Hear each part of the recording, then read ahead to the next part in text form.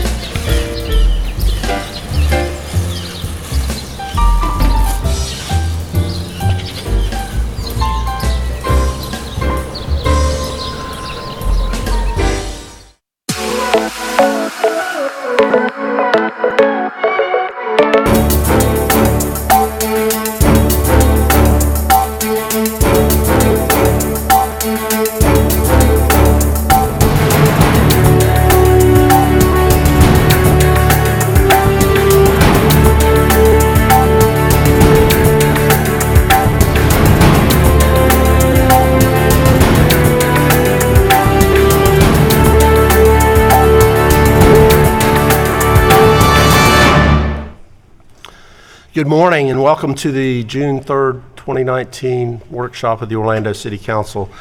I want to begin today by acknowledging the tragic events at the city of Virginia Beach. As a city government, we are just heartbroken when we learned that 11 city employees in Virginia Beach had been killed, along with somebody who was visiting to simply get a permit. It's just tragic, and we unfortunately have come to expect these. They're not as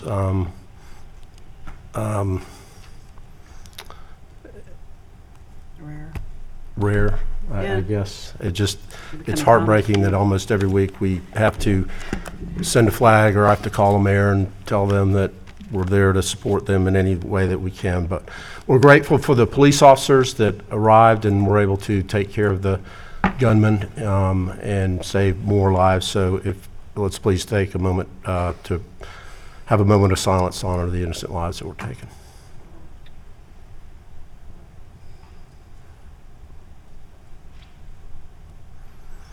Thank you, and we'll keep them in our hearts and prayers.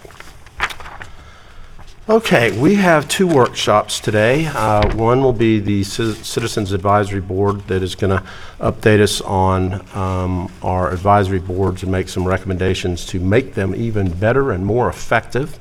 And then the second will be a 2019 legislative update that Kyle Shepard will lead, but we'll have other participants. So why don't we start with our Citizens Advisory Board, and one of the roles of this clerk's office is to manage more than 25 city board. The boards and volunteers play an integral role. Most of the decisions we make here are really ratifying decisions that our city boards have made. Our code calls for a review of all of the boards along with recommendations. So in January of 2018, a board review committee was appointed and has worked with the city clerk's office for over a year to compile feedback and make some recommendations.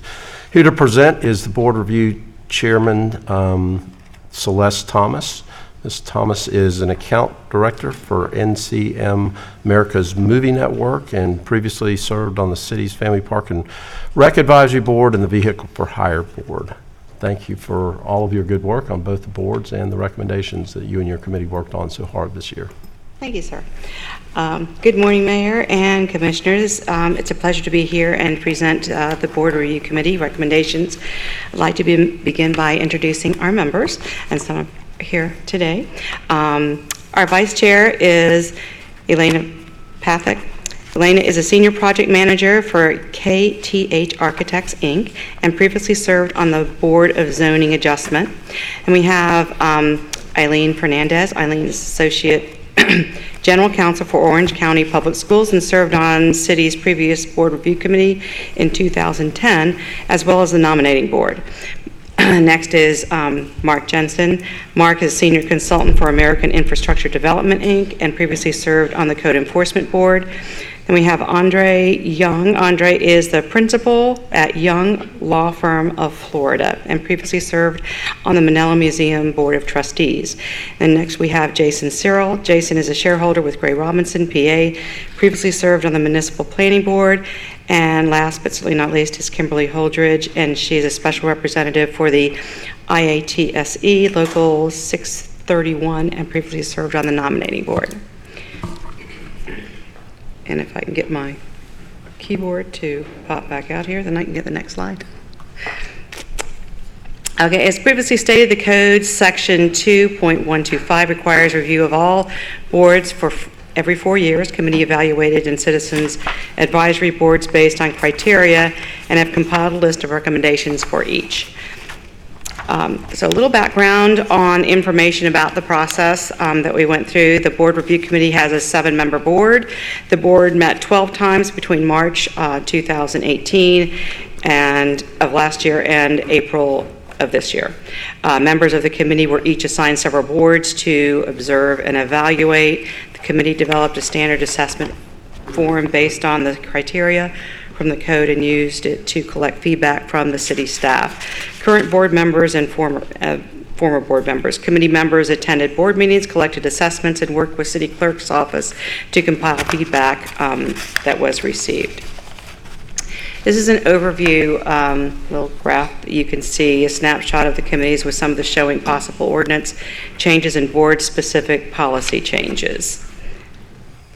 To begin, here are the boards of the committees determined that no changes were needed. These boards are serving the purpose for which they were created and are serving current community needs as deemed by the city code.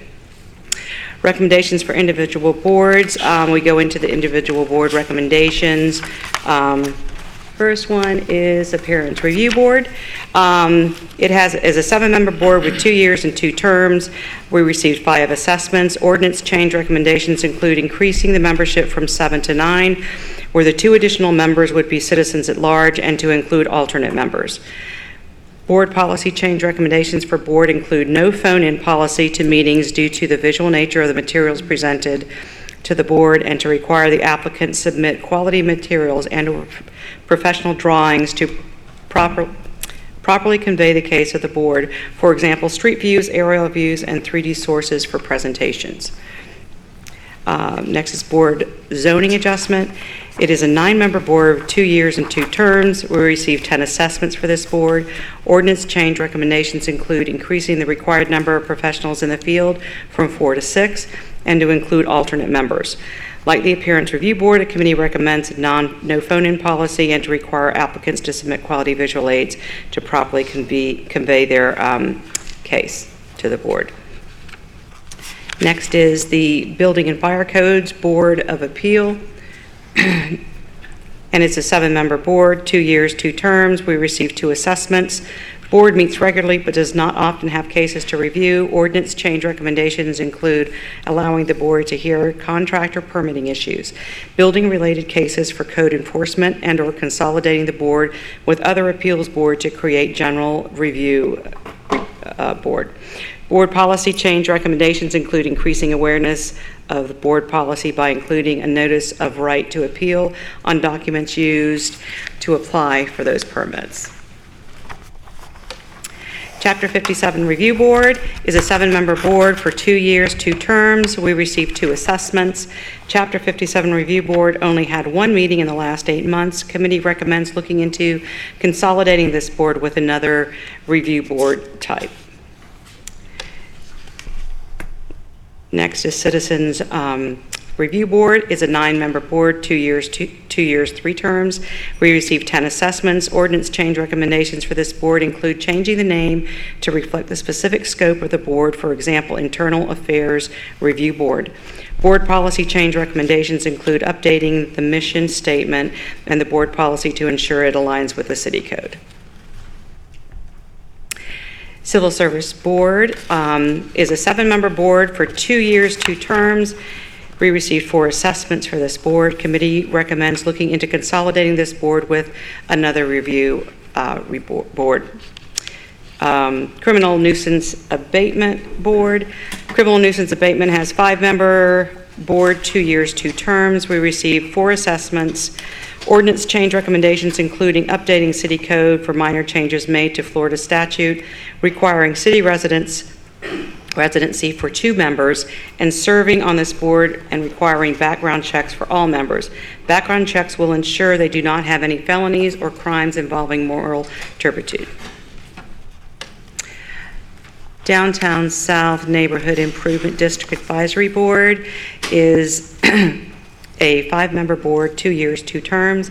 We received 1 assessment. Ordinance change recommendations for this board include changing the landowner membership requirement to include a representative of the corporate owner land within the district. Harry P. Luke Gardens Board of Trustees, a 7-member board for 2 years, 2 terms. We received 3 assessments.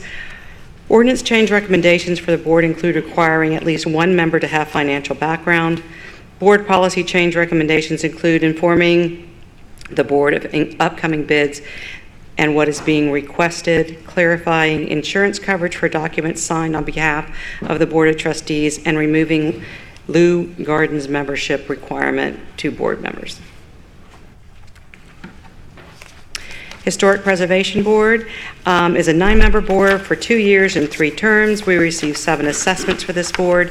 Ordinance change recommendations include allowing alternate members.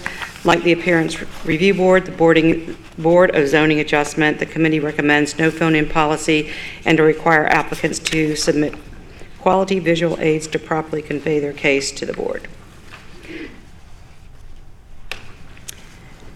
Next is Manila Museum of Art, Board of American Art, Board of Trustees, has 9 members, 2 years, 2 terms. We received 2 assessments. Ordinance change recommendations for this board include having the city's legal staff review the ordinance. It has not been updated since 2009. Board policy change recommendations include creation of a subcommittee to be responsible for fundraising and event coordination. The Municipal Planning Board is a 9-member board for 2 years with 3 terms. We received 11 assessments. Some assessments we received were from previous board members.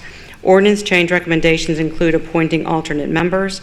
Like other planning boards mentioned earlier, the committee recommends no phone-in policy and to require applicants to submit quality visual aids to properly convey their case to the board. Next is the nominating board. It has a 9-member board for 2 years and 2 terms. We received 4 assessments for this board. Ordinance change recommendations include amending ordinance to account for recruitment responsibilities. Board policy change recommendations include amending policy to include recruitment responsibilities and making sure recruitment efforts are accounted for in initial reports. We also recommend the policy include taking into consideration how long applicants have been on the waiting list when going through the appointment process. The next is the Public Advisory Board, 9-member board for 2 years and 2 terms. We received 2 assessments for this board. Ordinance change recommendations include having the city's legal staff review the ordinance. It has not been updated since 1998. Board policy change recommendations include changing meeting time and location to allow for public attendance. The next is Vehicle for Hire is a 5-member board for 2 years and 2 terms. We received 3 assessments. Ordinance change recommendations for this board include modifying the board's responsibility to include code enforcement violations involving vehicles and tow truck complaints. Next, we'll go into the overall board recommendations. The boards that we recommend, as we stated before in the individual recommendations, the committee recommends consolidating some boards that have few meetings. All of these should not necessarily be combined together, but some combination of these boards might make for a more productive meetings. So as you can see listed before, there's Civil Service Board, meets bi-monthly and 6 meetings were held. Certification Appeals Board meets monthly and 11 meetings were held. Chapter 57 Board Review meets monthly and only 3 meetings were held. Building, Fire, and Codes Board of Appeals meets monthly and only 3 meetings were held. General recommendations for the planning boards. As we stated before, going through the individual board recommendations and committee recommendations, utilizing an alternate member approach for planning boards. The concept is to have members selected to be on standby to attend meetings in the event that there is not a quorum. It is important for these boards to be able to hold their regularly scheduled meetings as they deal with the time-sensitive plans that should not have to be held off because the board was not able to make quorum. The committee recommends that all planning boards adopt a no phone-in policy, telephone policy, due to the visual nature of these boards. Board members need to be present at the meetings in order to see the applicant's presentation and to make well-informed vote.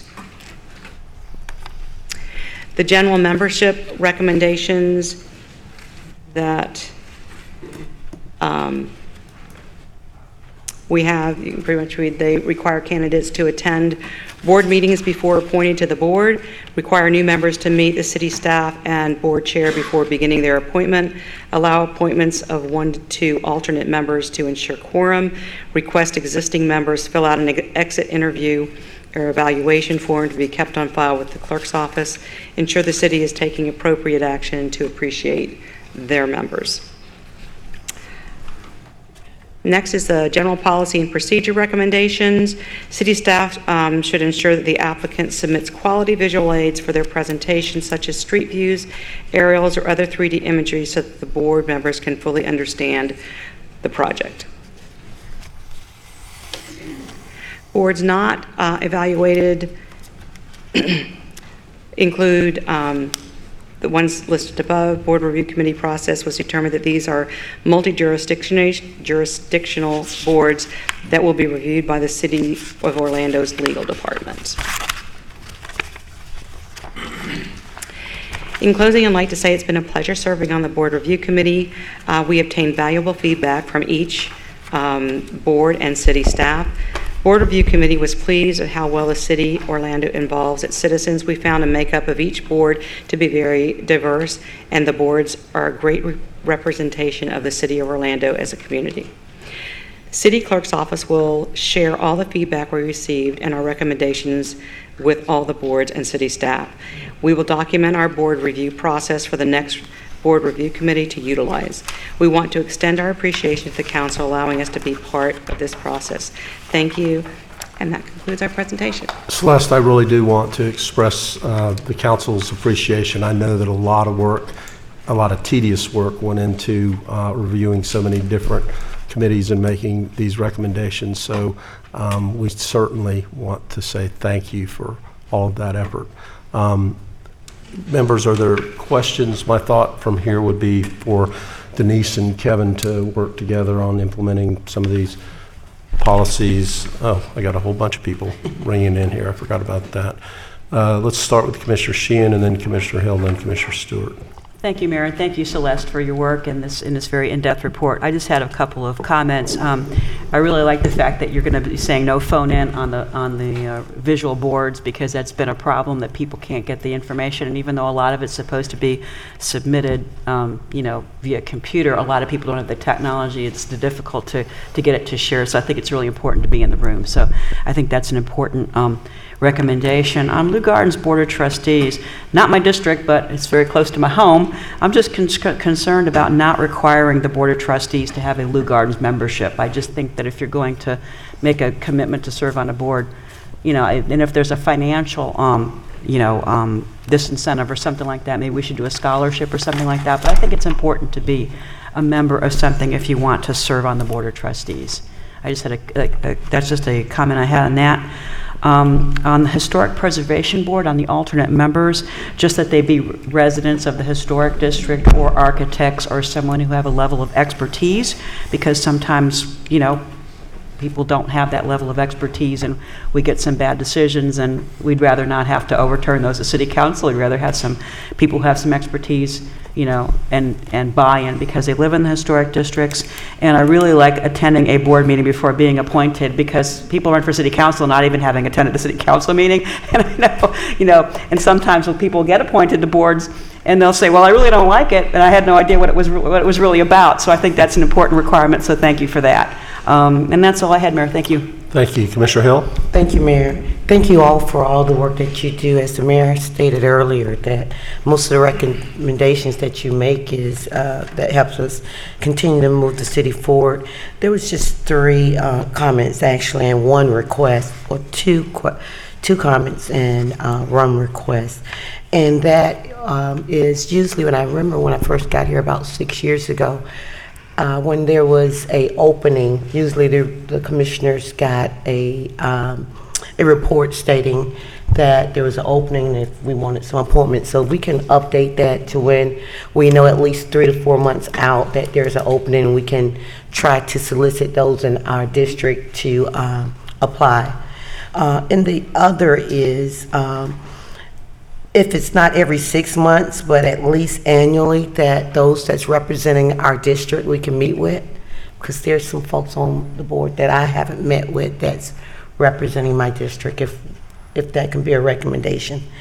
And the third might be a little controversial, but I think you stated that on the criminal nuisance, no felons was allowed.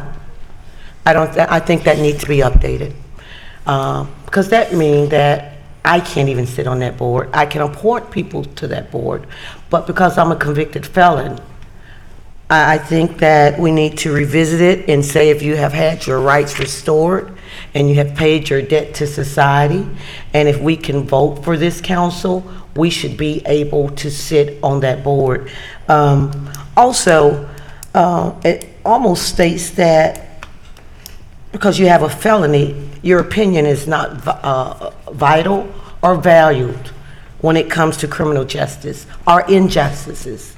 So I really think council and mayor, if we can revisit that. I don't know how old that ordinance is, but coming to today's standards, felons are people too. And they should be, if we're talking about representation of all citizens, we should have the opportunity to be on that board to represent a certain demographic. So as we move forward, I would hope that that particular piece can be changed. Because here in the city of Orlando, even in hiring processes, we hire felons that have redeemed themselves and show good standards. We have even banned the box here in the city of Orlando. So I think this would be another step forward in following what the voters of Florida stated. That's a point well taken, Thank Commissioner. you. Okay, Commissioner Stewart. Sorry, I'm passionate about that. I know. Thank you, Mayor. And Celeste, thank you for your work. This is, as the mayor said, it's this difficult, tedious work. But it's, as we've often said, cities are different. Cities are run by the citizens, and this is how we do it. And I appreciate your work and the work of your... I've got a couple of quick questions just to kind of get a better feel for kind of where we are.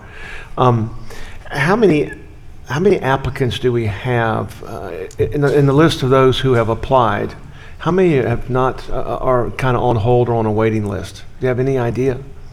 For the nominating board, I'm Okay. not sure.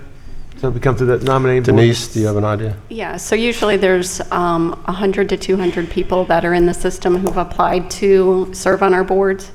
Sometimes their application is not updated, so it could be in the queue for a little while until there's a vacancy for a board that they would like to serve on.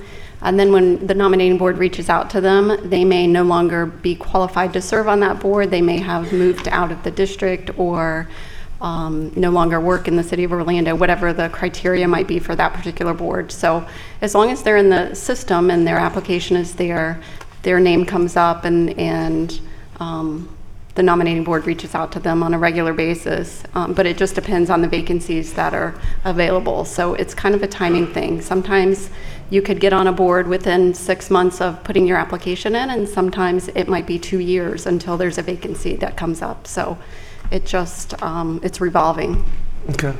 I often get requests of people who want to serve, and so the answer is I just route them to you and get on the board. And so the question is where they serve and how many people are outstanding. That goes to my next section, the alternate member policy. Do we have a policy about alternate members, or is this a recommendation from y'all? These were our recommendations, because sometimes with certain boards, especially the planning boards, it's very difficult if they are missing one member to make quorum, then the person that is applying for whatever they need is not able to do anything for another month. Yeah, I'd like to, as it moves forward, I'd love to talk about that in a little bit more detail. It's difficult to have one person step out and serve on a committee one time. So the idea would be, how do we bring that person on permanently? And as an alternate board member, it's a little bit different. I look at it as an alternate member of a jury. They sit and they look, but they only serve when somebody is removed, not when somebody just kind of steps in. So it's a difficult challenge in policy. I'd like to kind of discuss that a little bit more in detail.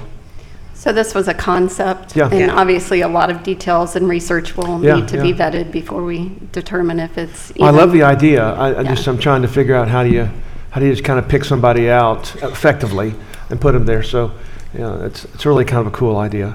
And then the last question is removal of members of boards. Did you look at any policy about removing members? Part of the challenge of a quorum is that some people are serving and don't show up. Well, I'm sure that Denise can answer it better, but if you miss a certain amount of meetings, you are Right. off the board. Is it different per committee? No, it's in the city code and it applies to every board. That's what I thought. Okay. All right, good. Well, I want more people engaged in the process as much as we can. At the same time, we want to make sure we protect all the citizens of Orlando in policy. But I appreciate what you've done, because this is really, really difficult work, and it's important for us in terms of leadership of the city. So thank you very much to the entire committee. Thank you all. Commissioner Ings? Thank you, Mayor. Thank you, Celeste. Appreciate the presentation today. So you guys have worked very hard in making this happen. But I'd like for you to elaborate a little bit on the name change of the Citizens Review Board to the Internal Affairs Review Board. Denise, do you want to take that one? Or I think our biggest thing is that the name does not reflect what they do. That's basically what we had determined. Okay, well, what it kind of sounds like is that we probably need to maybe do a little bit more in depth into that to see specifically, because, you know, the function is supposed to have the public's input and that kind of thing, along with the police department, and especially not only in reviewing internal affairs situations, but also when a public can say about police actions and that kind of thing. So, and then the other aspect I was kind of concerned about was the rationale for consolidating review or appeal boards, specifically like civil service, and I don't see how that can happen when they have a very specific duty to perform. And it's regulated as relates with police and I believe fire as well. I think what we were trying to do is that with the boards that did not have even though they met, they didn't have any cases brought before them. And it was, you want people that are on the boards to feel like they're being useful. And so I think that was the reason for, it doesn't necessarily mean that they maybe give them more responsibility, do something to where they have more things to do instead of coming to a meeting and then there's no cases brought before them. So it's more getting them to feel more purposeful. So that was the reason for consolidating some of those boards. Yeah, the only issue again is like Civil Service Board, you couldn't put it with the Certification Appeals Board or any other type because it has very specific duties to do. But it does bring about some conversation, and I think that's what you guys saw, especially with the inactivity and that kind of thing of that particular board. So we probably need to look at that a little bit more. So thank you very much. Thank you, Mayor. Okay, so I want to remind commissioners that our volunteers, that our board members are volunteers and they're not paid, so we're very appreciative of them serving. And also encourage the commissioners to recruit from their districts. Some districts are overrepresented and some districts are underrepresented. So if you would like to have more of your constituents serving, go out and recruit them. And then I do like the idea of alternates. We need to think carefully about how to do that because Commissioner Stewart's right. You can't just pop somebody in once every 6 months. It hasn't been with the flow of the routine. So maybe you serve as an alternate before you become a full board member or something. I think that was kind of our point, yes. Yeah. Kind of get them used to, especially the boards that are more complicated, the deal, especially any of the zoning boards, that there's a lot more complication to those boards than, some of the I'm not going to say they're easier, but they're not as complicated as far as looking at the drawings and all those things that go into the zonings. Right. All right, then I'm going to charge Kevin and Denise with moving recommendations forward, and if any of the commissioners have strong opinions either for or against any of the recommendations and you haven't voiced them here this morning, go ahead and get with Denise or Kevin and let them know about that. And You're shameless plug. Don't you have a recruiting effort in the blood? say again? Don't you have a recruiting effort for board members at Charlie Buffalo's or something? We do have something coming up. But where we get a lot now, though, are the Mayor Citizens Academy people that come and go through the academy and then choose to serve on or want to serve on a board after they have learned all about the things we do at the City of Orlando. So thank you again. Yes. Well, thank you, and thank you very much to the committee, because Would all the committee members, I see most of them are here in the room, you guys want to stand up, let us properly thank you.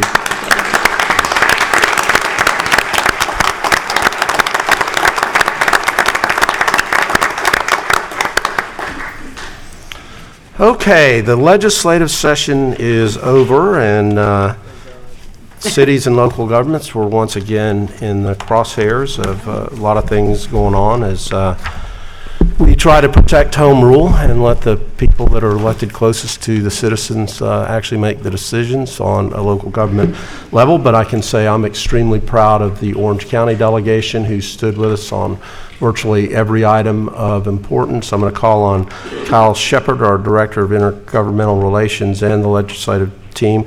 But there are a number of legislators here with us today, and I think I want to call on Linda Stewart first because she is the chairman of the Orange County delegation. So if you'd like to come up and just give us your perspective on whether good things happened or not, or whatever you'd like to talk about. We had some good things, but then we had some not so good things. I do want to thank you for having me here today. I'm going to give you a quick update, primarily the things that seem to be closer to what the City Council had been working with me on. I want to thank the lobbyists for the city, and I want to thank those that came up to Tallahassee to talk to me about the issues that are really concerning you. So I can tell you right now what in the Senate, because the House members, I noticed there's several here, they'll probably want to speak as well. But in the Senate, we were able to get $500,000 in the budget for construction of the Pulse Museum. I asked for $2 million. We dropped down to $1 million, and we were just darn lucky to get the $500,000, and they're happy about it too. We got $100,000 for the Orlando Police Department to help fund the purchase of rapid DNA test kits, and that kit will allow for DNA results on criminal cases that need expedited results, and it will also help with rape kits. So anybody can participate. It is going to be run by the City of Orlando, but other jurisdictions, other law enforcement can also have access to it. They pay a $1,000 fee in order to use the technology. I worked with Senator Bracey to increase funding allocated for the Four Routes, which is on the west side of town. It's a great project. I know you've been made aware of what that project will do. We got $150,000, and then we were able to bump it up to $650,000. So we're getting there. You'll probably see us ask for more in next session. I also got $100,000 for the Citrus Parade, which is highlighted nationwide on television, and it highlights the City of Orlando and all the things that we care deeply about. And if you haven't been, last year was great. We had a lot of people in from Hollywood and some New York, and it was a really great production, and it really is a production. Also, I advocated in the Cultural Arts Grant. We last year got $2.65 million. Pitiful. What happened was we had Stoneman Douglas, so they like wiped all our money away, and we got so little. And this year we came in, the Senate put in, there's 4 categories, so I'll talk about the vetted grant part that is really popular.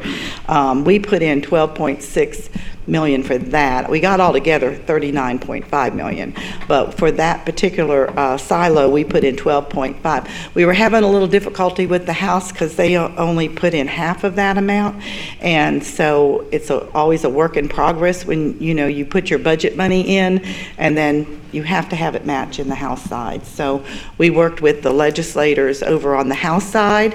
I think we did a pretty good job working together, and that's why you see $39.6 million there today. Also, I know that we're going to be getting into session earlier this year. September is when we're starting our committee meetings.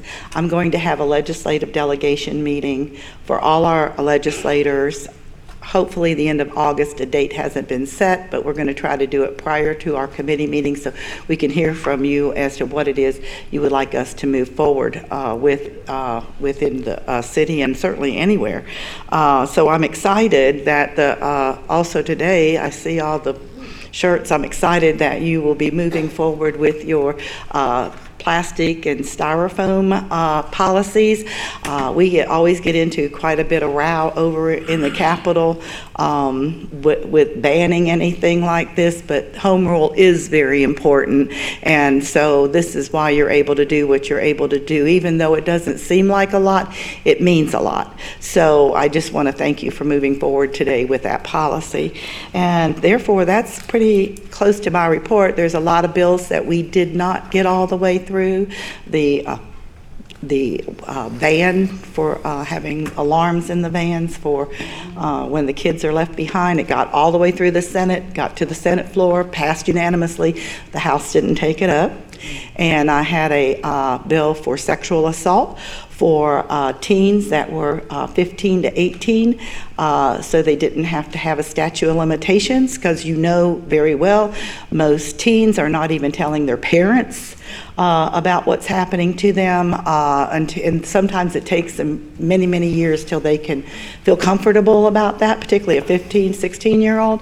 So I had that. It went all the way through the Senate, all the way to the floor, and the House didn't take it up. So we're going to work on that next year, and we're going to work on a couple of other things, and I think it's going to be a tougher year, not necessarily from the monetary standpoint, but definitely from policy. There's a lot of things you've seen brewing, in newspaper articles and things that primarily is the social issues part of legislation. So we're going to have some problems with that. So with that report, and it's a short one, I know, but anything that I can help you with, please get in touch with me. And we've got all summer.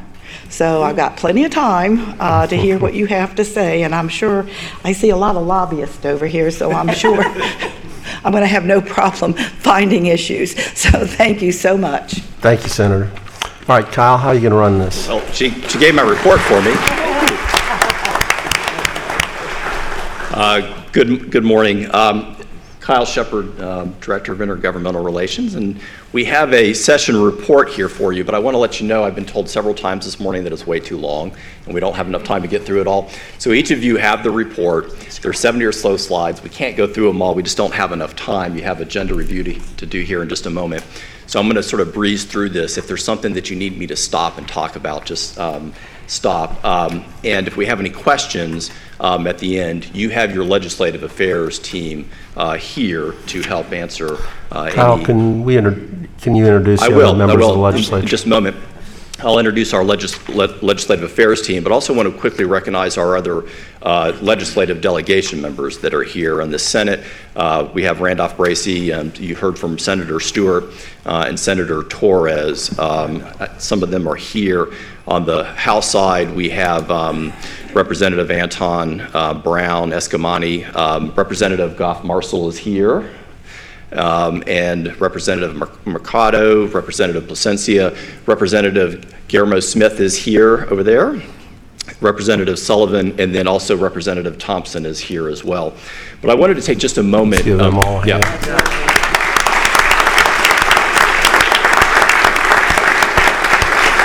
I wanted to take just a moment also to recognize some of their aides that I see here. Their aides do a lot of very hard work during session, as you all know. Let's see, I don't know if I've got everyone here or not, but I noticed that Dana Rutledge is here from Senator Stewart's office. Deborah Booth from Senator Torres' office is here. Let's see, Sarah Pariseau, is that right? Yep, from Camilla Brown's office. And then from Representative Thompson's office, we have Kareem Golden, did I see him? Yes, and Christella Stanga from Representative Smith. Oh, Jackie, okay, I can't see that far. Okay, sorry. And then Alex Whedon as well from Representative Escamani's offices here. They all do a lot of hard work for us at the city during legislative session. Legislative session is very intense, and they never lose their cool. They never close the office doors. They're always welcoming to us. Now let me introduce very quickly our legislative affairs team. From the Pittman Law Group, we have Sean Pittman and Jasmine Henderson. Jasmine is here.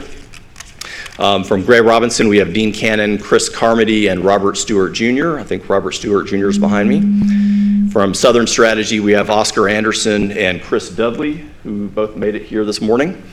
And then from the firm of Peoples, Smith, and Matthews, we have Ryan Matthews here as well. And then I also just wanted to recognize very quickly Reginald Burrows from Families, Parks, and Recreation, who has been very helpful this past session as well. So that's your legislative affairs team. If you have any questions for them at the end, they'll be here. Okay, as you know, we have we adopt every year before the legislative session a legislative agenda that sort of focuses our attention and focuses the attention of your legislative affairs team in Tallahassee. We adopt that before the session and then deliver it to our members at the beginning of the session. Quick overview of this year's session. There were 3,492 bills filed in total. There were about 3,000 amendments to those bills filed, and out of those, only 197 of those bills passed. So a little over 5% of the bills that were filed were actually passed. Out of those bills, there are still 115 that are pending action by the governor. Once those bills are presented to the governor has 15 days to act upon them. The most important one that is still out there waiting for the governor's action is, of course, the budget bill, which we'll talk about here in just a moment. Out of those 3,492 bills, 1,630 of them were appropriations bills, requesting almost $3.7 billion for local projects. And by the way, out of those 3,492 bills, the League of Cities estimates that about 600 or 700 of those will require some attention by cities. So we're looking at about 600 or 700 of those. Out of those 600 or 700, your legislative affairs team is closely tracking about 200 of those throughout session. Major session themes this year, environment and water quality was a major theme because of the horrible condition of surface water quality, particularly down in South Florida and on the Gulf Coast.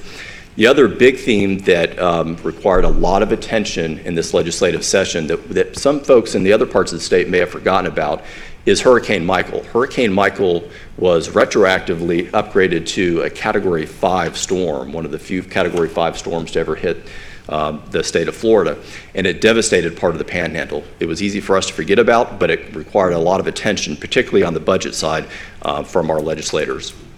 Two other big things that took a lot of time and attention in Tallahassee this year. On the Senate side, the Senate President was proposing a bill that would provide for new transportation corridors throughout parts of the state of Florida, 3 major toll roads. That was a major priority of his. And then on the House side, the House Speaker had a priority of trying to deregulate hospitals, and particularly doing away with the certificates of need for hospitals. There was also a lot of time spent on immigration enforcement and the implementation of Amendment 4, which was the amendment that the voters approved to restore voting rights to felons. So real quick on the budget, General Appropriations Act this year appropriated $91.1 billion in spending for the state of Florida. That's the largest budget ever for the state of Florida. The governor has 15 days from now to review that budget, and of course here in Florida has the power of the line item veto. So there are some things that are in that budget that may wind up being vetoed. I'm going to go over some of the specific parts of the budget very quickly. You all ask frequently about affordable housing because it is a major crisis here in the state of Florida. You all have heard of the Sadowski Trust Fund. That's the trust fund that the state funds each year to pay for local and state housing initiatives. Unfortunately, over the years, that trust fund has been swept into the general revenue fund and not used. All of it is not used for housing initiatives. So this year, the Sadowski Fund had $325 million in it. $200 million of that is going to housing, which is better than in the last few years. And in fact, this was the first year in many years that the governor recommended using the Sadowski Fund wholly for housing initiatives, which is great progress. So out of that $200 million for housing, $115 million will go to housing-related recovery in the Panhandle where Hurricane Michael struck. The remainder of the housing money, about half will go to the SHIP program and about half to the SAIL program, which will mean some of that will come here for housing needs. Unfortunately, there was still $125 million of that was swept into general revenue. There is a request by the Sadowski Coalition to have the governor veto that particular sweep, which would make that, if he chooses to do that, would make that $125 million available for housing needs next year. Homelessness funding, economic development funding. There's a lot of attention paid to Visit Florida. Visit Florida was in fact funded, but at an amount that is probably just enough to begin winding down operations of Visit Florida. But that is for a future legislature to decide. On environmental funding, Florida Forever, you see there funded at $33 million. Pre-recession was about 10 times that. So we're much lower than before, but you see that there's a lot of money that has been devoted this year to surface water quality projects, particularly down in South Florida around Lake Okeechobee and the Everglades. School safety funding, you remember last year the Marjorie Stoneman Douglas Act. This year there was a second bill that implements the recommendations of the Public School Safety Commission that met last year. This year's implementation bill is actually SB 7030. The bottom line, if you have any questions about this, you can ask Eileen Fernandez, who's here and is an expert on that. She's with the school district, so you're up for questions if they have any. You've asked a number of times about arts funding, and Senator Stewart mentioned this and did a lot of hard work on this, as did Representative Smith. So last year, you remember arts funding from the state was cut dramatically. So if you look last year, there was $0 devoted to the Cultural Builds Florida program and $0 to the Cultural Facilities Matching Grant. There's a little bit of money in the cultural museum grants from last year. This year, there's an 800% increase, and this is due to very, very hard work by the arts organizations and your local delegation. Your local delegation was what made this happen. So a total this year of over $21 million for arts. That does not include the money, for example, for the new Pulse Museum. So there's other pots of arts money, but these are the big sort of pots that that we were successful in getting.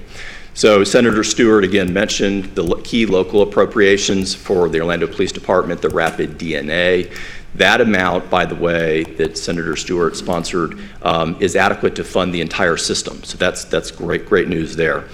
Reginald Burrows from FPR worked very hard to get funding for the Florida Children's Initiative, which is a statewide program. Locally, it's known as the Paramore Kids Zone. He was able to secure $500,000 statewide for that. For Roots Farm, $650,000. Again, the Pulse Memorial, $500,000. And After School All-Stars, $900,000. Same thing, it's a statewide program there.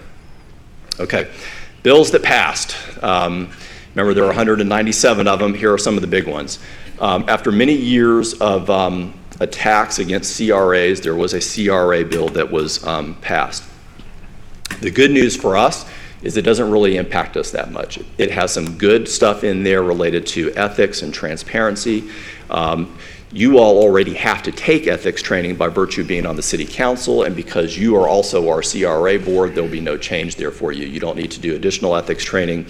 You've already covered that in your normal training. There was an effort to restrict what tax increment money could be used for. That was taken out of the bill. That was a good thing. There was also an attempt to make it very difficult, if not impossible, to create new CRAs. That was eliminated in the bill, so that's good news. CRAs do now sunset, so all CRAs that are out there have to sunset by the year 2039 unless the governing body of the CRA votes otherwise. So you all at some point will have to make that vote to find that we still have conditions of slum and blight that need attention in the city of Orlando. Next bill that you all heard a lot about, particularly those of you that are involved with the Florida League of Cities, is the Communication Services Bill. As you know, over the last few years, there's been a series of federal and state laws that limit how local governments can regulate the placement of telecommunications equipment in the right-of-way. As this new generation of 5G comes out, there will be a lot more communications equipment put in the right-of-way. Local governments have a concern about the aesthetics of that, not to mention that work being done in the right-of-way can impact traffic and other things. So we have worked with the telecommunications industry over the last few years to try to maintain as much home rule power to reasonably regulate telecommunications equipment in the right-of-way. The bottom line is that for the most part, our business practices, the time that we take to review permits, are going to be okay under this new statute. In fact, I just want you to know this, the city of Orlando was regularly recognized by the telecommunications industry as one of the good local governments when it comes to quickly processing applications. There was two of them that were constantly complimented. One was a panhandle town that escapes me, but the second was the city of Orlando. We were always complimented for our permitting processes. The one thing that we worried about this bill early in the session is that it was going to cut the communication services tax. As you know, the CST goes into our general revenue. There's part of that the local governments share. That was taken out of the bill.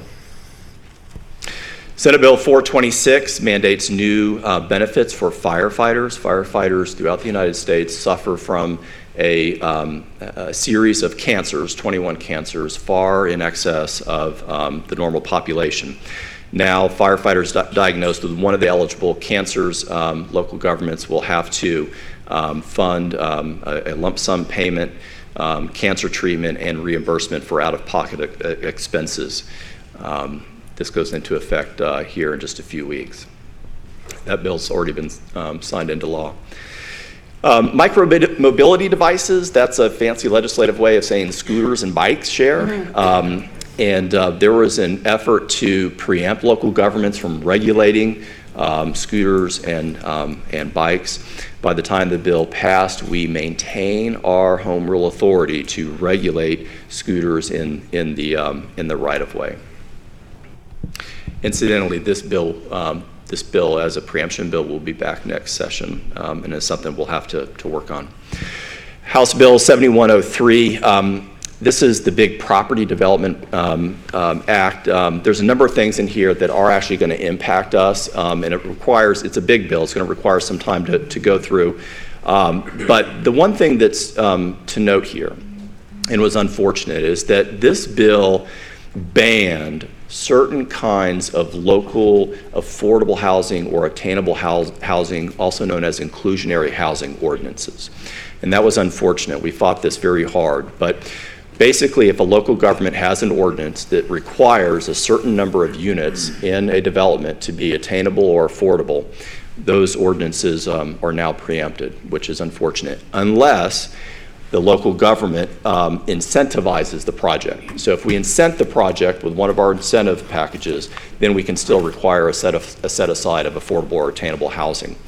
The other thing that we can do, and this is something that we had to fight for, as you know, we have a density bonus program where when a developer comes in, if he or she wants to build more density, more residential units per acre, that density bonus can still be conditioned on some of those units being affordable. So we managed to save those two tools. The other tool that we saved, and it took a lot of hard work, is that linkage fees were originally banned in this bill. Linkage fees are basically impact fees that can be used for affordable housing, to incent affordable housing. Originally those were banned, but those are not banned in this bill. We still have that tool available to us. The other big thing that's in this bill that you'll be hearing more about from Brooke and her shop is that there is now, just like there is a shot clock for the amount of time that we have to act on telecommunications permits, there is now a shot clock, excuse me, on how long we can act, how long it takes us to process land development orders. So master plans, rezonings, all those land development orders that you consider each city council meeting, there's now a shot clock on them. In general, the shot clock is 30 days for a complete application and then 90 days to make a final agency action. There's an exception to that for quasi-judicial items where we get 120 days. Originally, that 120 days was not in the bill, and we were concerned that our quasi-judicial process would be truncated too much. As it is, there may be some changes that need to be made to our quasi-judicial process to shorten the timeframes just a little bit. Texting while driving. I'll skip over a few of these here because I notice we're starting to run out of time. Federal immigration enforcement. This bill was an incredibly controversial bill that took a lot of time, SB 168. In essence, the bill requires state agencies and local governments to cooperate with federal immigration enforcement. It defines sanctuary policies and then bans sanctuary policies. The bottom line for us here at the City of Orlando is that the City Attorney's Office has carefully reviewed our trust policy and believes that our trust policy complies with this new statute. Vegetable gardens. Remember a few years ago we had an ordinance come to council whereby we allowed vegetable gardens to in folks' yard, including the front yard. There is a preemption bill that passed, SB 82. We thought this was a little unfortunate because when we adopted our ordinance a few years ago, it was a compromise ordinance. There were folks that were asking you not to allow vegetable gardens in front yards and some that wanted it. And so we came up with what we thought was a nice compromise. There was limits to the heights of the vegetables in front yards, and there were some setbacks and a few other things. Unfortunately, those ordinances are now preempted, so you'll be seeing some amendments to that ordinance come through. There are still some things you can do to control unruly vegetation, such as height limits, as long as they apply across the board, not just to vegetable gardens. For those of you that have a lot of deed-restricted communities in your neighborhoods, in your districts, of course, this bill does not affect deed restrictions. There were a couple bills on impact fees. The bottom line is they don't really affect us. The big complaint there was that some local governments were collecting impact fees before the time of building permit. Of course, we have never done that. And then the rest of this bill simply codifies existing case law on impact fees. So no real change there for us. House Bill 829, this is a bill that's going to require some thought on your part and on the part of the city attorney going forward. In the past, if someone sued the City of Orlando or any other city claiming that an ordinance was preempted by state law, everyone just sort of covered their own attorney's fees at the end of the day. This bill says that the prevailing party in that lawsuit now has to pay attorney's fees. And so now if someone brings a claim against the City of Orlando claiming that an ordinance that we have is preempted, we have to think very carefully about that because now attorney's fees might be levied against us in the event that we lose. The upside to this bill is that originally it was just prevailing party if it was the outside party suing us. In other words, we wouldn't get attorney's fees. At the end, we were able to get this changed so that it's either side. So if we prevail in a preemption lawsuit, we can move for attorney's fees as well. Kyle, I don't think we've even had one of those lawsuits in the 16 years I've been here. No, I don't think so. Not based on preemption. Maybe the gasoline sign ordinance had it. Usually if we're preempted, we go ahead and change our ordinance. Yeah. And by the way, this bill would give you a safe harbor time frame by which you could repeal or not adopt if you're proposing a new ordinance that is alleged to be preempted. Incidentally, by the way, on that, we were really concerned. Originally, that bill talked about both implied preemption and express preemption, and that's worrisome because you don't know what's impliedly preempted until a court says it's impliedly preempted. So that bill was changed to apply only to express preemptions, which should be pretty clear usually, because the state legislature will say, the state legislature hereby preempts XYZ. This next bill, House Bill 5, we spent a lot of time on, and we spent a lot of time on it because it was designed to essentially prevent local governments, county governments, from levying surtaxes at referendums. As you know, there's a series of surtaxes that charter counties and some other counties can levy for things like infrastructure improvements, schools, transit, and a few other things. As you know, we pay half a penny here in Orange County for schools. This bill would have required a 2/3 majority vote, of both the Board of County Commissioners and the electorate to levy one of these taxes. That would have made it essentially impossible to do. Luckily, the way this ended up at the end is that those surtax referendums now have to occur on a general election as opposed to a special election. So you remember last week or the week before, both Osceola County and Volusia County had a special election for a surtax. Those can no longer occur. They have to be on a general election ballot. Okay. The tax package, the one thing of note, Commissioner Gray, for your day job, sales tax on commercial leases went down, but only a very small amount. Smoking marijuana for medical use is now allowed. This is one of the very first bills that was signed into law by the governor. On public records, I think of interest to us, Senate Bill 186. This bill exempts and makes confidential from public disclosure public records that depict the killing of a victim of mass violence. So a victim of mass violence is someone who died from an assailant in which 3 or more innocent people were killed. So those records are now exempt and confidential. Remember, in the past, that was the law. The law changed a few years ago to make only law enforcement officers that are killed as victims of mass violence.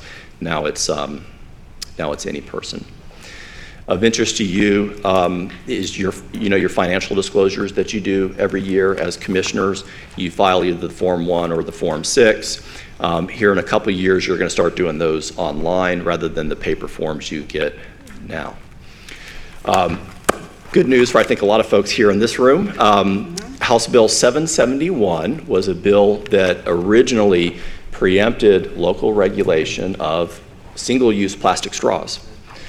And this was the first bill that was vetoed by the governor. I was expecting a round of applause for that.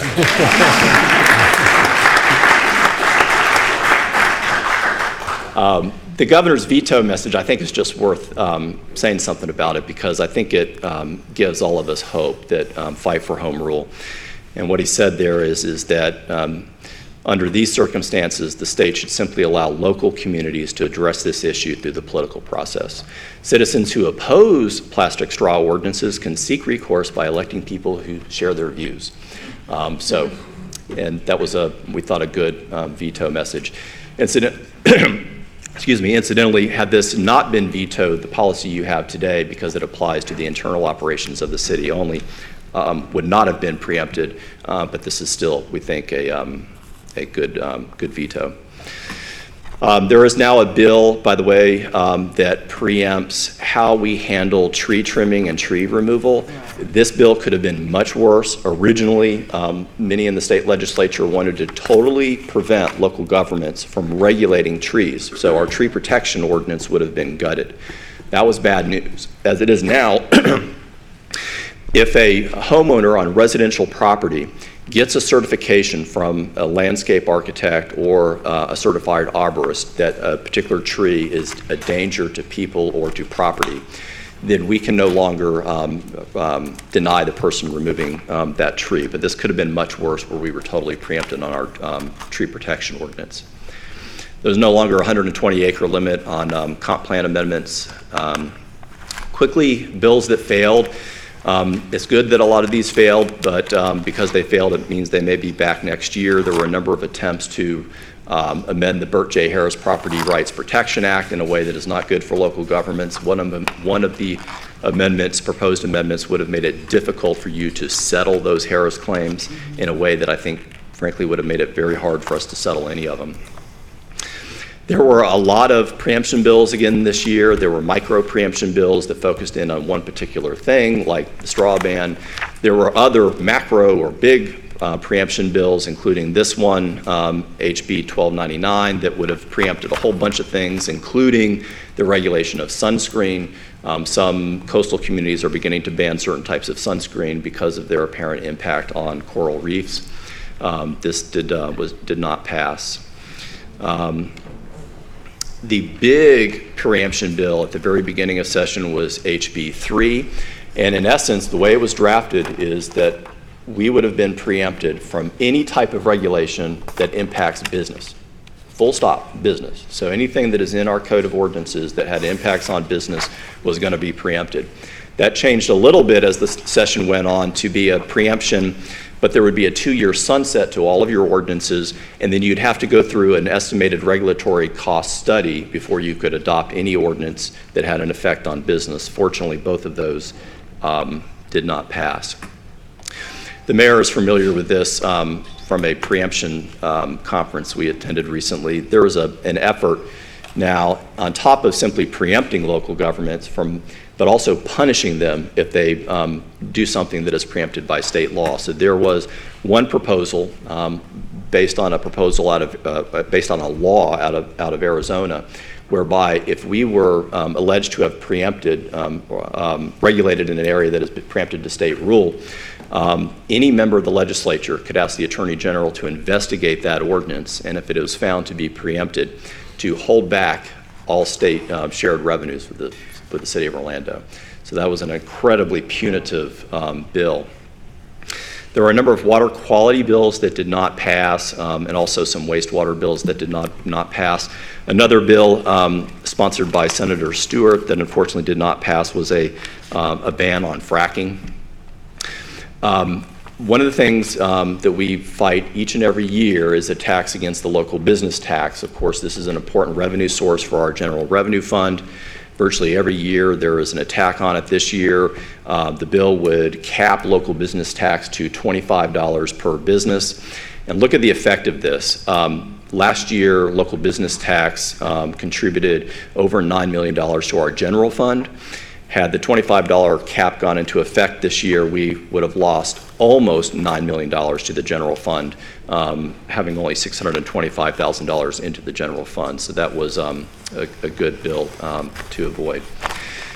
Real quick on short-term rentals, there was another series of bills this year on short-term rentals, some trying to re-preempt us entirely from the regulation of short-term rentals. Fortunately, none of those passed. So status quo is still in effect. The current ordinances that you have on the books can continue. Let's see. I see you guys starting to nod off, so let me just finally, red light cameras, another attack against red light cameras this year. We still have those. Special thanks to Billy Hadaway, who came up twice to fight this, and both times he came up, he was prepared to testify, and at the last minute, the bill got TP'd for lack of support. So those programs are still allowed to proceed.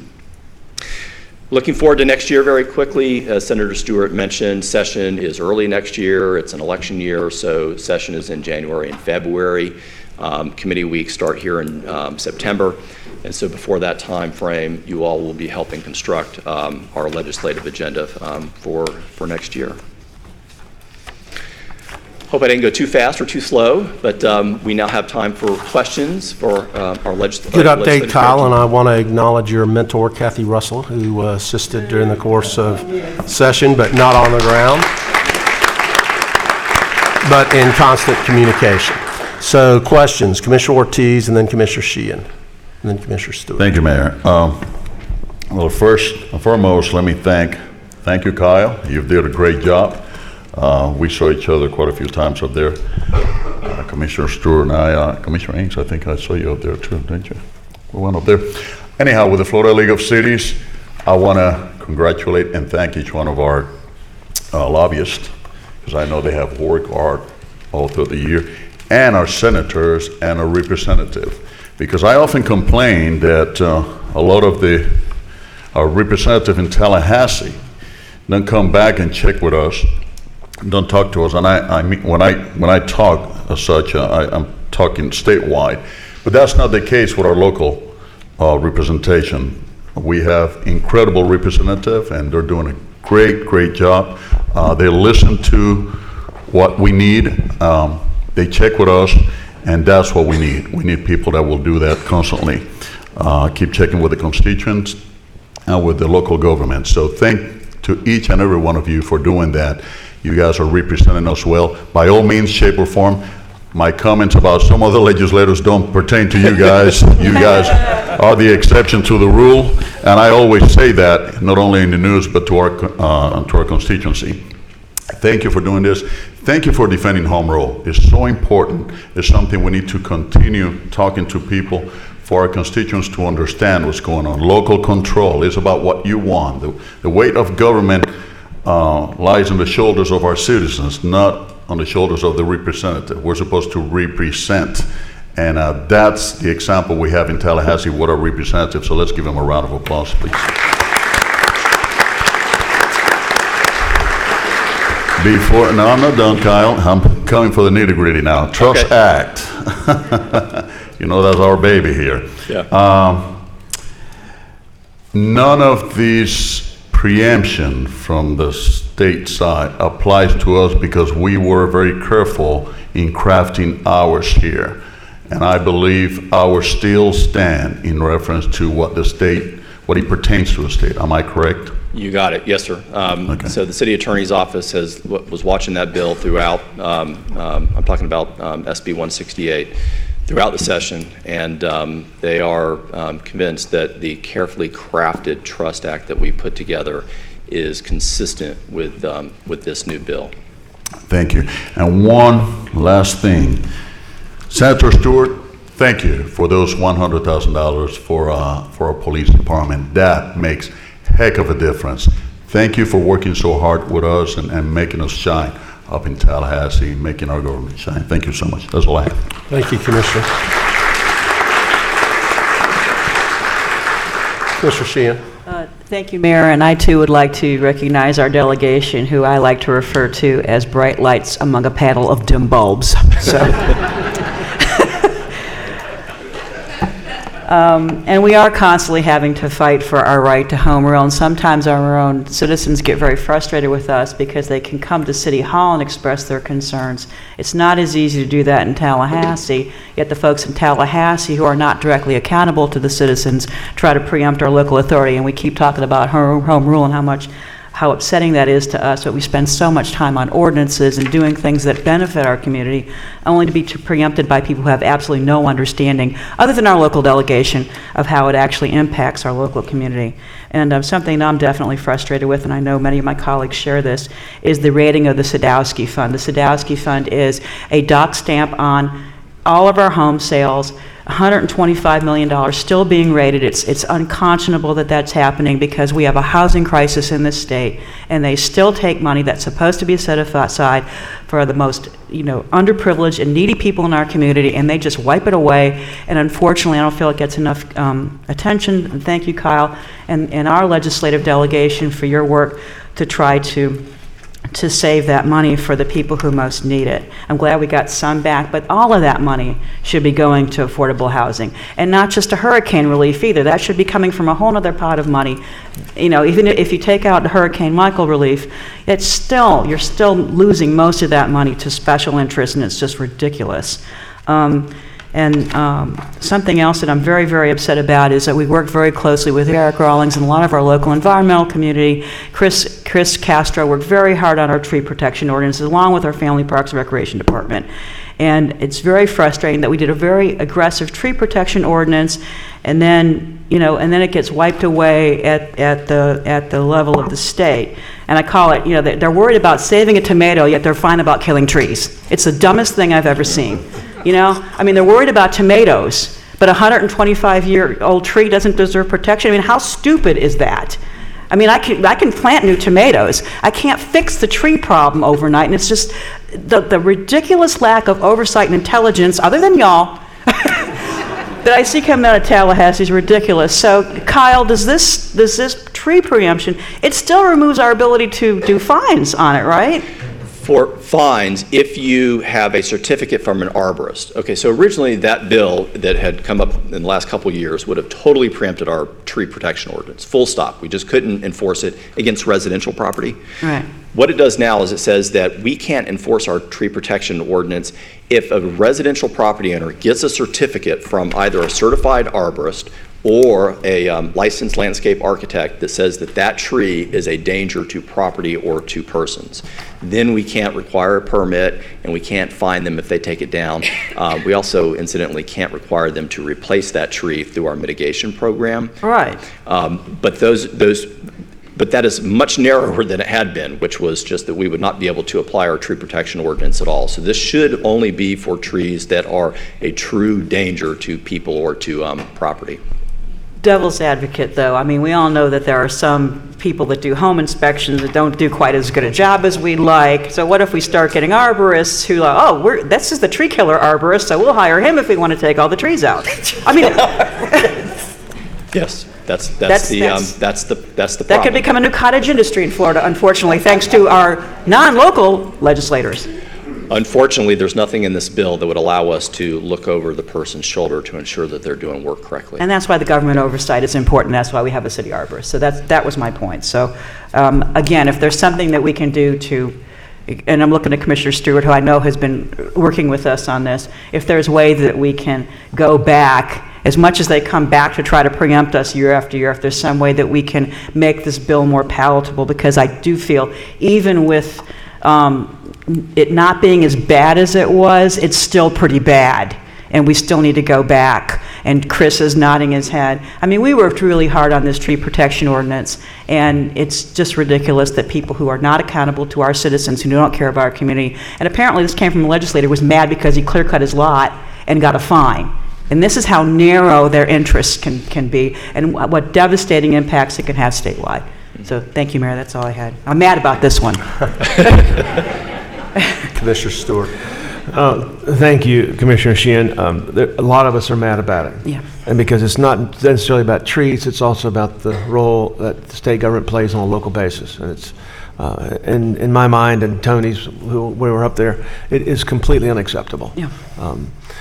A couple of questions that come to mind. I've got a couple of quick comments, but preemption is one of those weird things that the state legislature enjoys doing, because I feel that Florida is one state and everybody ought to be treated the same across the way.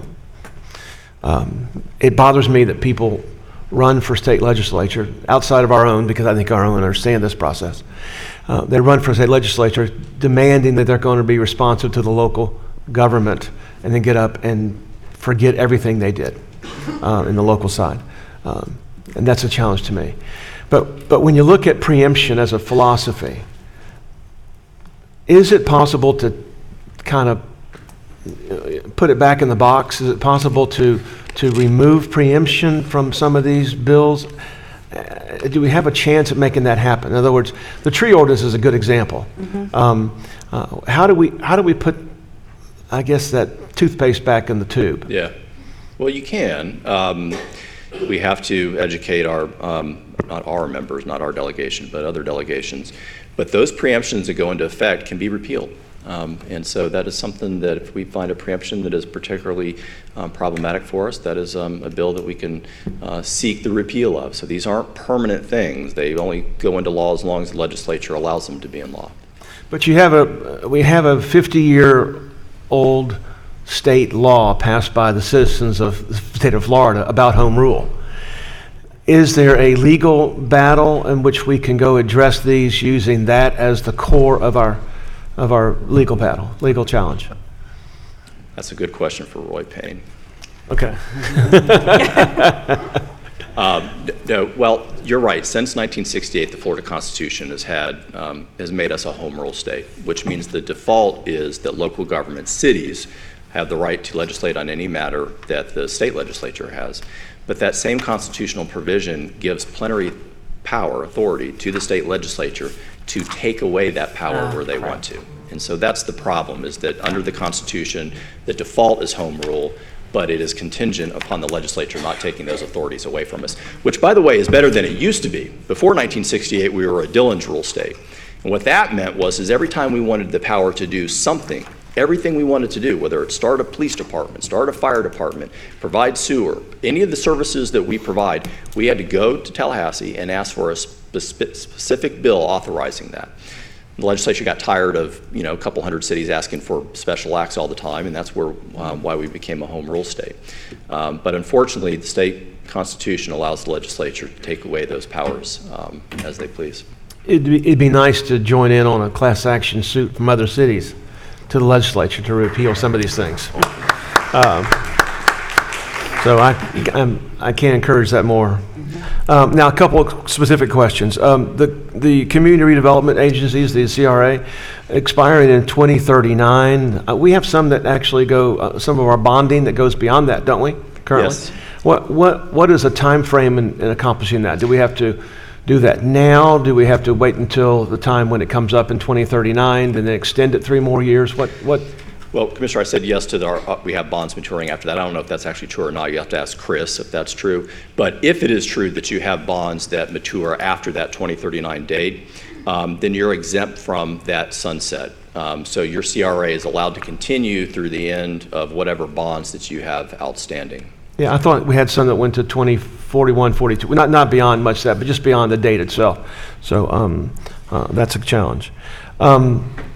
You mentioned something, I think I just want to go back to what you said. In terms of the property development, HB 7103, that allowing a density bonus is considered an incentive? Yes, sir. So if somebody wants more space or wants more, we can come back and require attainable housing of some sort? I mean, in terms of that, okay. And we have an ordinance that does that now, so we can keep that. That is, now, the program has to be voluntary, but as long as it's voluntary, the developer comes in and asks for an increase in density, then yes, then we can require attainable housing as part of that. Defined voluntary? They have to want the densities. That's the voluntary portion of it. That's right.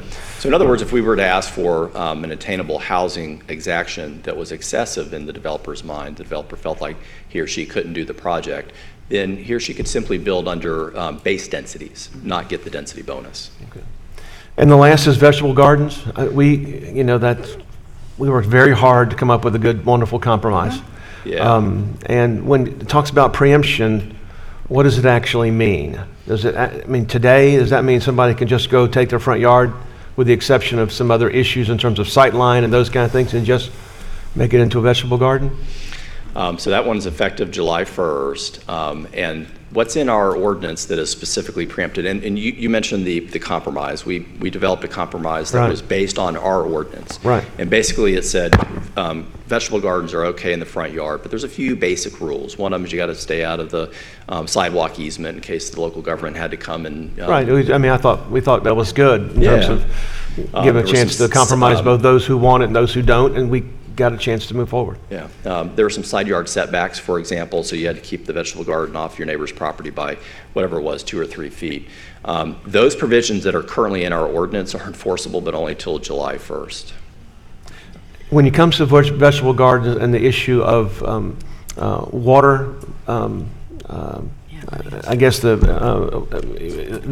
water restrictions that we have, are vegetable gardens preempted for water restrictions? No, you can still apply the watering restrictions, as long as those watering restrictions are watering restrictions that apply across the board to all vegetation, so turf grass, for example. Right, so the idea is that when we come back and go through a water restriction section, you still can enforce water restrictions on a vegetable garden, even though they need much more water than you would possibly. Yes, that's right. It becomes a real challenge.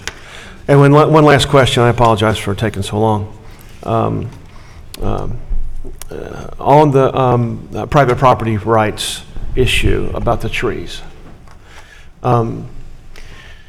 assuming everything goes the way the state wants it to go, what is the process now? So here's kind of what much like Commissioner Sheehan, here's what I'm afraid of. All of a sudden, a guy is cutting down trees in his property, and we show up and go, "Hey, you can't do that." And his answer is, "What are you talking about? Here's the arborist response, and get off my property," kind of thing. Is that where it's leading? That's where it's already led. That's what the bill says. Now, one thing, and Lisa asked this very good question a few weeks ago. because this bill prevents us from requiring prior notice from the homeowner. So we can't even say, homeowner, show us the letter before you go out and do the work. Right. So in other words, what would happen is invariably we would get a complaint from a neighbor saying, hey, my neighbor is taking down, a beautiful tree. Go stop them. So we could go out there and inquire and investigate. So we could send code enforcement out. And we can still enforce our ordinance unless the person has that certification from a certified arborist or registered landscape architect. If they don't have that letter, we can still enforce our ordinance and cite the person for a violation of city code.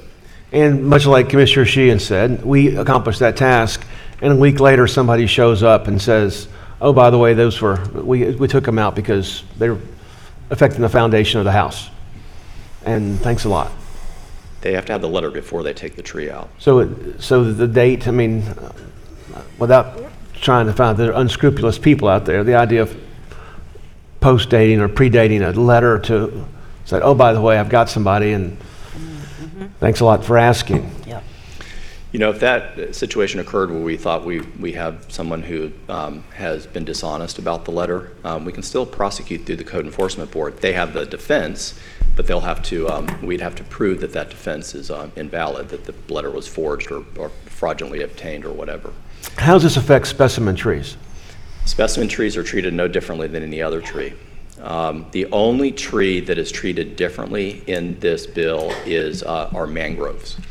So mangroves can still be protected, but specimen trees, the landmark trees, if they're on private property, same rule applies. And would you let us know how many mangroves there are in the city of Orlando? Not a lot. Not a lot. Let me just close by saying how much I appreciate what you've done, your work, the group. I had a chance to go up there and spend some time, and you guys were incredibly educated on the issues and educated with the idea of looking out for the city's interests. Thank you so much, Kyle, to your entire team, and then, of course, to our delegation. So, Linda, Geraldine, thank you for what y'all have done in terms of leading the way. I think, much like Commissioner Ortiz says, I think that around the state, our delegation has the reputation of really representing the local community and asking for input from the local citizens and from the local jurisdictions. And that is a compliment to each of you and a compliment to the fact that that's how you get things done. And I want to tell you how much I appreciate that between you two and, where's Carl? There he is. Got over there. You got to sit in this area. That's where I'm looking, Carlos. But thank you all for what you have done, because it means so much to us. But at the same time, it means much to our citizens. And I want to tell you how grateful I am. So thank you very much. Thank you, Mayor. Thanks, Commissioner. Thank you, Commissioner. Commissioner Hill. Thank you, Mayor. I also want to follow up behind Commissioner Stewart and thanking each and every one of you all for your tedious efforts, not tedious efforts, but all the hard work that you put in. Thank you, Kathy, for all that you've done throughout the years. And Kyle, it is just a pleasure to see you up there in Tallahassee rocking and rolling. I mean, that leadership that you're bringing is phenomenal.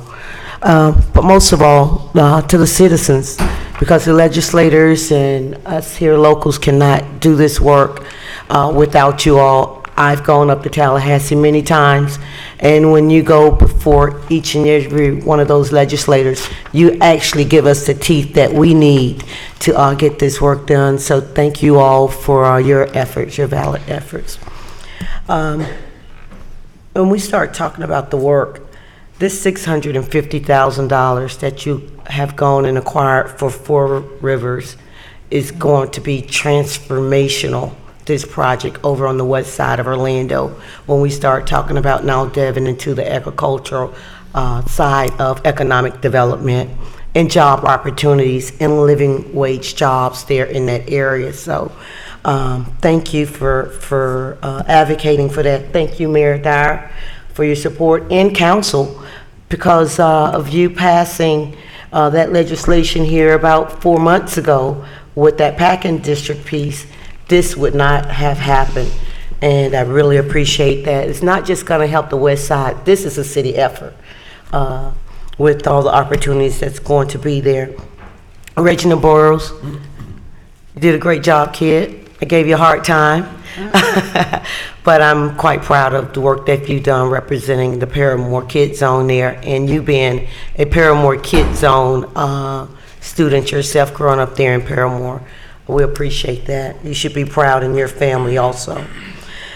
I'm going to end with this. I just would like to know more, Kyle, about the density bonus and the leakage fee. It doesn't have to be for today, but before you go back to session, if you can come in and give me a few deep dives on understanding those set-asides a little bit more, because of course affordable housing is at an all-time high by not having any, and is a national crisis, but more so here in Central Florida, and them deeming Orlando as number one when it comes to affordability.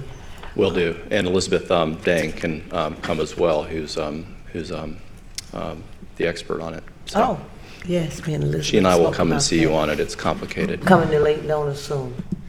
Hey, Mayor, a couple things. If there's no other questions, I just No, want- there are. There are, okay. Commissioner Ings, then Commissioner Ortiz. Thank you, Mayor. Kyle, I'd just like to say you did a great job with your presentation today. And also, I must thank Kathy Russell for training you and keeping you on the straight and narrow, because you couldn't have done this without her. So thank you again, Kathy Russell. This was an excellent presentation, and it was great. It was very informative. The PowerPoint and the handout material, I mean, it was just really, really great. I really feel bad for the Legislative Affairs team, because normally they would have something to say, and this time they just sat there and listened to you all day long. And so I didn't get a chance to hear from them, but you guys are doing a great job. Thank you so much. They can all come up and say whatever. Ask them some tough questions.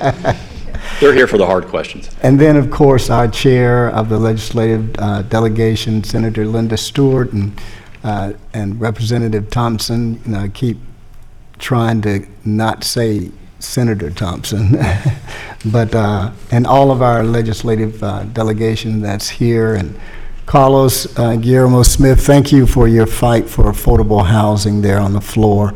That really meant a lot, and you got great coverage on that, and thank you so much for your commitment.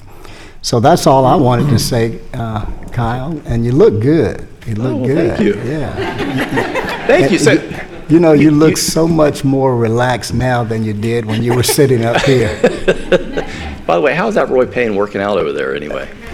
Oh, yeah? Commissioner Ortiz, a follow-up? Real quick.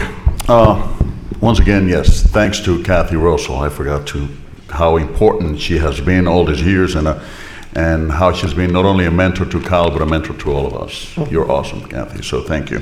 And real quick, I'm going to get in the pulpit for a few seconds, Mayor, if you allow me to, because I saw the opportunity, especially for younger people.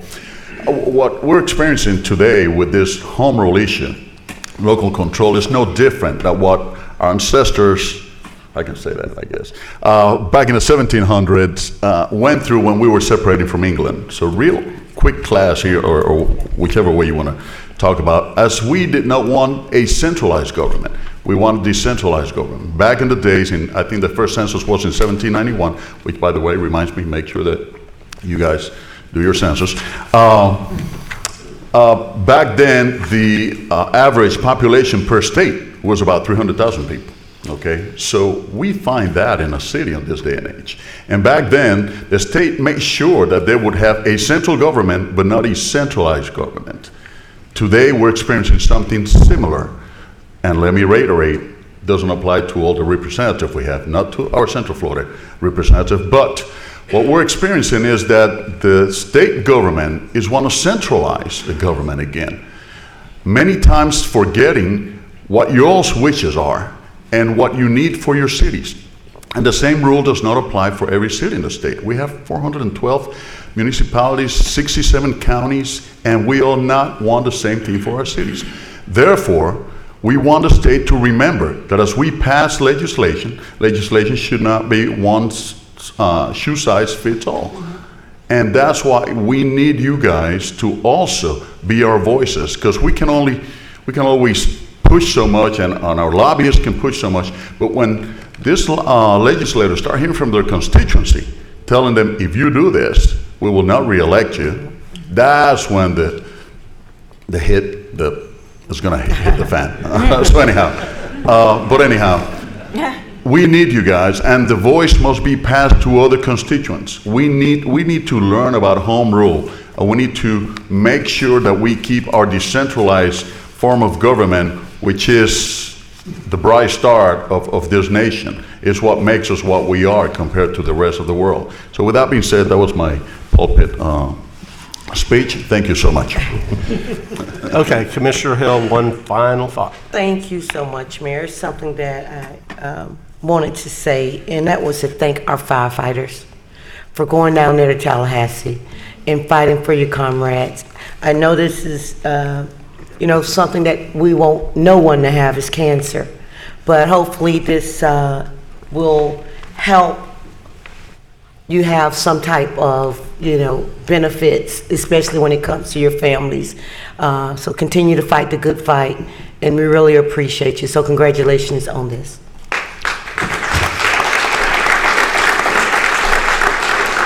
All right, Kyle, you want to close us out? Yeah, a couple things real quick. Thank you to Commissioner Stewart and Ortiz for spending a little bit of time with me up there, and I hope that the rest of you can spend some time with me in future sessions. A couple things that I forgot to note and are very, very important. One is that Representative Escamani, who couldn't be here today, in her first year in the legislature was awarded the Florida League of Cities Home Rule Defender Award. That's a big deal. So.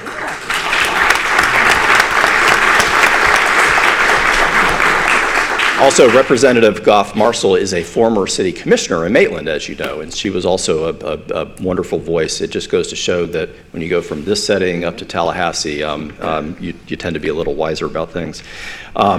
Finally, I didn't forget Kathy Russell. I was simply waiting till the very end just to say a couple things. Those of you that have been involved in the process in Tallahassee for a number of years know that Kathy Russell is an institution in Tallahassee.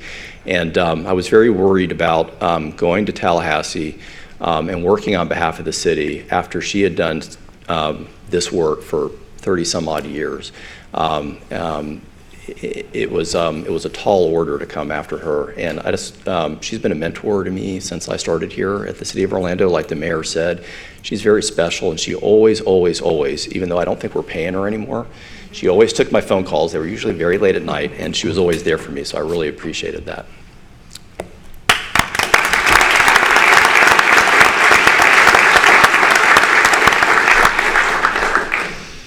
That's it.